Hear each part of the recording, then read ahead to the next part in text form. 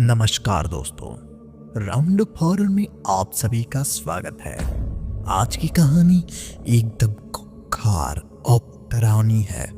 एक ऐसे तांत्रिक की जिसके बारे में जानकर आपकी रूह कांप जाएगी। तो बिना किसी बात के कहानी को शुरू करते हैं। रात का तीसरा पहर था। शमशान में सन्नाटा पसरा हुआ था। दूर कहीं उल्लू की आवाजें आ रही थी और गंगा के किनारे लहरों का शोर गूंज रहा था।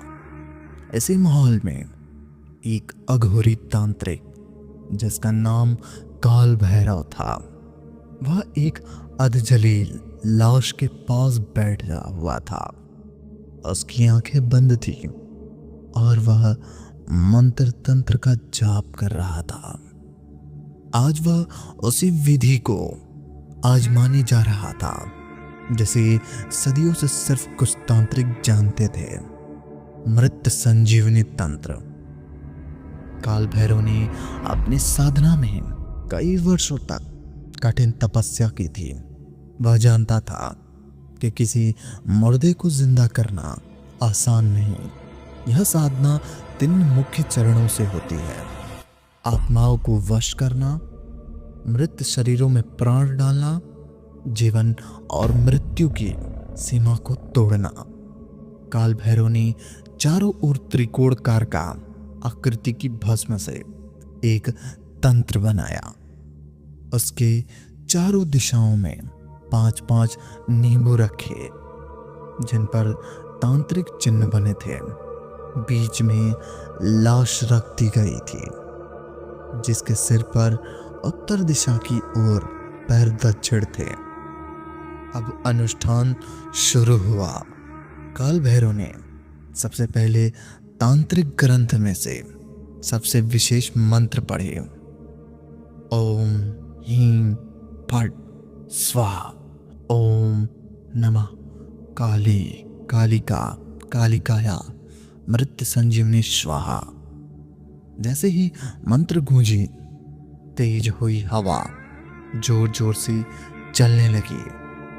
शमशान में अचानक हलचल मच गई। पास में जलती चिता की लपटें और तेज हो गईं। काल भैरव ने अपने शरीर में से चिता भस्म मल ली और आगे बढ़ा। उसने मुर्दे की छाती पर हाथ रखा और उसकी नाड़ी पकड़कर संजीवनी तंत्र का जाप किया।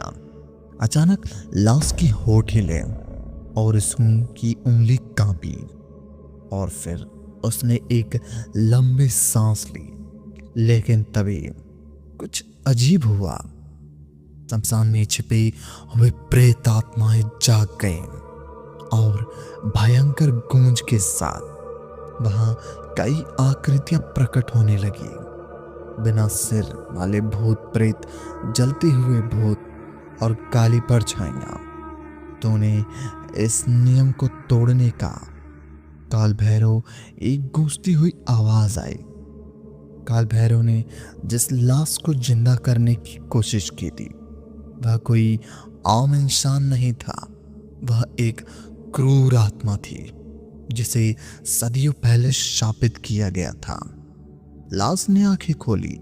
उसकी आंखें पूरी तरह से काली थीं और उसके मुंह से एक भयानक चीख निकली। उसने अचानक काल भैरव की गर्दन पकड़ ली। उठ खड़ा हुआ। अब मैं जिंदा हूं और तुझे अपने साथ लेकर जाऊंगा।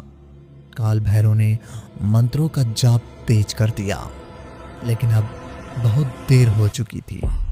जिस शक्ति को उसने बुलाया था उसे नियंत्रण से बाहर हो गई थी। अचानक एक जोरदार विस्फोट हुआ। पूरा शमशान कांप उठा। आसपास की चिताएं बुझ गईं और वहां एक भयानक अंधेरा छा गया। अगली सुबह शमशान में केवल राख थी।